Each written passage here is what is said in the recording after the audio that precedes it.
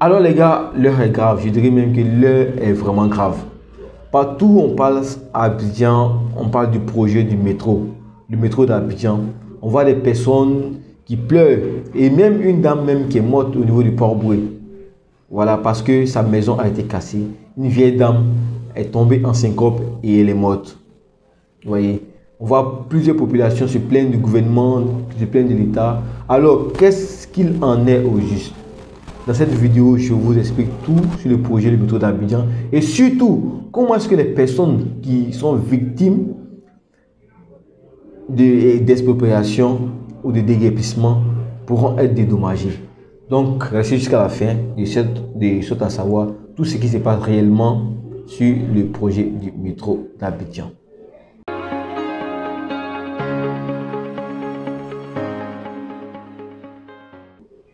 Alors, je me présente pour ceux qui sont nouveaux. Mon nom c'est Paul Jonathan, votre expert immobilier. Et surtout que ici, on parle de maisons cassées. Alors, je me dois d'apporter un peu un regard sur ce sujet. Donc, pour tous ceux qui ne sont pas encore abonnés, abonnez-vous. Voilà, de sorte à être toujours informé des vidéos qui vont paraître sur la chaîne. Pour tous ceux qui veulent avoir des biens immobiliers, cette chaîne est la vôtre. Donc, comme son nom l'indique, c'est le projet du métro d'Abidjan. Et la distance est de 37 km qui part de Anyama jusqu'à Port-Boué. Ouais, donc ça, c'est la première ligne du métro. La ligne 1. Voilà. Et le but, c'est, comme l'État l'a stipulé, laissez-moi lire parce que j'ai fait des recherches. Le but 1, c'est d'améliorer la mobilité du trafic urbain. Voilà, non, en quelque sorte, c'est pour éviter les embouteillages. Ok. Ouf, désolé pour la lumière. Le deuxième but, c'est d'augmenter l'offre de transport. En plus des véhicules que nous avons, augmenter avec le métro. Donc, ils vont s'ajouter au bus et tout ça. Le troisième but, c'est de réduire les nuisances environnementales et sociales. Ok, ça, c'est la paperasse. Ok. Maintenant, il faut comprendre, comme on dit, il faut comprendre d'où on vient pour savoir où on va. En fait. Alors dans le projet d'Abidjan, on a deux grandes entités.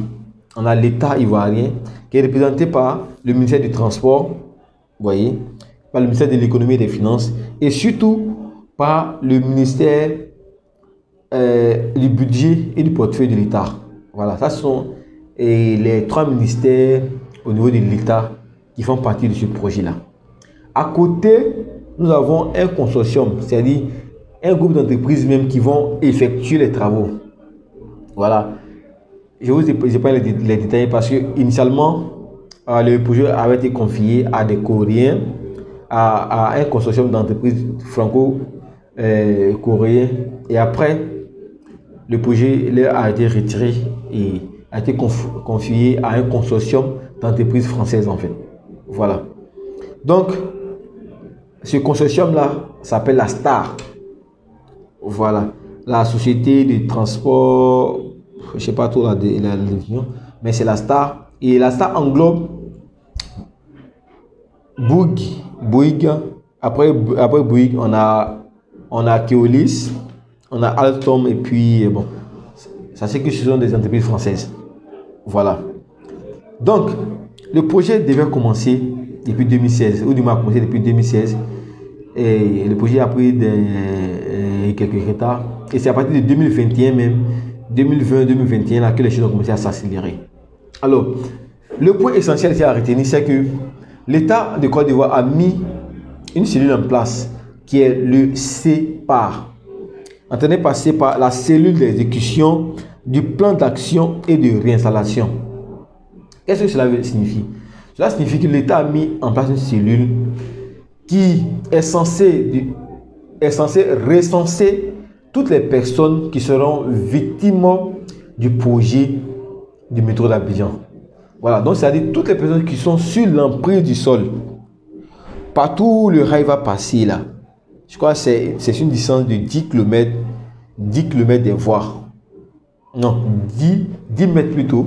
Voilà. Toutes les personnes qui seront victimes là seront dédommagées. Et c'est le CEPAR qui est chargé de recenser toutes ces personnes là.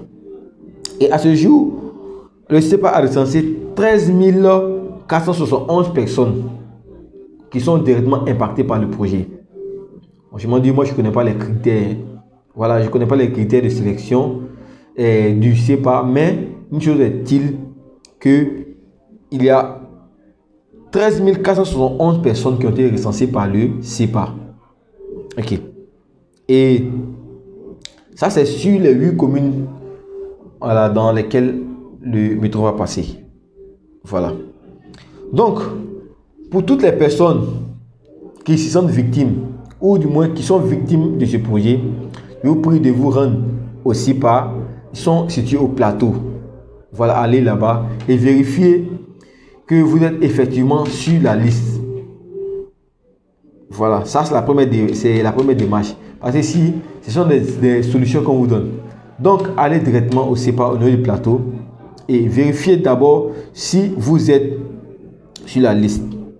Voilà. Si vous êtes identifié en tant que victime, en tant qu'impacté par le projet, voilà, il y a une évaluation qui est faite afin de déterminer le montant du préjudice qui vous est causé. Vous voyez, voilà. Et c'est quand tout ce processus-là est bouclé, on vous donne un numéro d'identifiant.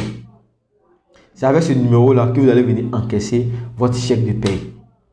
Voilà, quand je me suis renseigné, pour le moment, je n'ai pas encore le numéro, mais le numéro me sera communiqué d'un moment à l'autre et je le mettrai en bas de description de cette vidéo. Pour toutes les personnes qui veulent poser des réclamations, de sorte à savoir exactement ce qui se passe ou où est-ce que le dossier en est, il aura un numéro vert. Voilà, donc quand une personne est reconnue comme étant victime ou impactée, on lui donne un document qu'on appelle le certificat de compensation. C'est avec ce certificat-là que vous pourrez être dédommagé. Sans ce certificat de compensation, vous ne pourrez pas être dédommagé. Donc, j'invite tout le monde, tous ceux qui sont victimes de ce projet, n'essayez pas de se mettre sur les réseaux sociaux pour pleurer, se plaindre de l'État, se faire tout. Tout le monde fait, le projet a déjà été validé et le projet sera exécuté. Donc, tous ceux qui sont sur l'emprise du sol du projet là, vous serez dégagés. Si c'est les maisons seront cassées. Donc le mieux, c'est de prendre le taureau par les cornes et de se rendre rapidement au CEPAR 6 au plateau pour pouvoir avoir la démarche ou les démarches à suivre afin d'être dédommagé. C'est de ça qu'il s'agit. Tout le monde fait, les maisons seront dédommagées. Ok, maintenant revenons au cas de Port-Boué, parce que le métro passe au niveau du 43e BIMA et il y a également des personnes qui habitent dans les appartements. Je ne sais pas, pour ceux qui sont à Port-Boué, ils voient déjà. Et ces personnes ont été sommées de quitter les locaux. Ok. Je n'ai pas toutes les informations sur ce dossier, mais il me semble que l'État a proposé 25 millions pour ces personnes qui sont dans ces appartements-là. Mais il semble que ce sont des appartements de 2 pièces. De 3 pièces plutôt, de 2 chambres salon. Voilà. Et les habitants ont fait expertiser leur bien par un expert qui a estimé que la valeur du bien était à 40 millions. Voilà, donc ces personnes exigeaient 40 millions. Mon conseil à ce niveau, c'est que déjà, si vous pouvez déjà prendre ces 25 millions, prenez déjà les 25 millions. Voilà, et par la suite, vous pourrez poursuivre de sorte à avoir le complément. Parce que si vous ne prenez rien du tout et vous poursuivez l'affaire, sachant que le délai pour quitter les maisons, c'est vraiment court, hein, parce que encore les dernières nouvelles, ces personnes ont 1 semaine pour pouvoir quitter le lieu. Voilà, donc l'idéal serait déjà de prendre ce que l'État a proposé. Et après, si vous voulez des augmentations, vous allez mener les démarches qu'il faut. Voilà. Donc, pour tous ceux qui sont impactés par ce projet, et c'est le but de cette vidéo, c'est de vous rapprocher du CEPA. Voilà, comme j'ai dit, dès que j'aurai le numéro des personnes concernées, je mettrai ce numéro en bas de description. Appelez le CEPA pour avoir toutes les informations pour les victimes sur la démarche à suivre afin d'être dédommagés. Voilà, donc c'est un peu tout pour cette vidéo.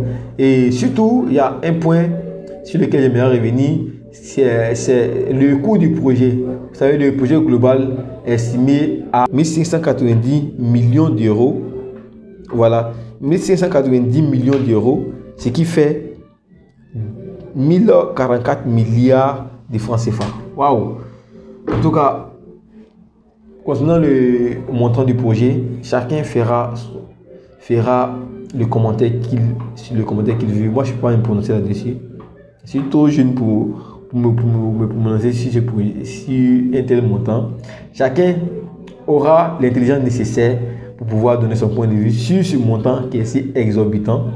Voilà, sachant que les premiers à qui le dossier a été confié et à qui le marché a été arraché plus tard, ils avaient proposé un devis qui est 10 fois inférieur à ce montant.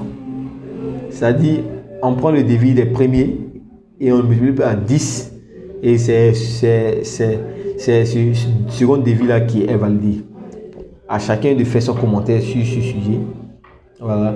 Et comme je dis, le projet est estimé à 1044 milliards de francs CFA.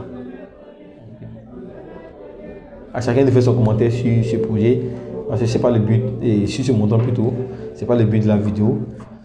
Le but de cette vidéo, c'est de permettre à tout le monde, comme je dis, le but de cette vidéo, c'est de permettre à tout le monde d'éviter de se lamenter sur les réseaux sociaux, de prendre le taureau par les cornes, d'appeler les personnes qu'il faut, de se rendre dans les services qu'il faut, afin d'avoir toutes les informations.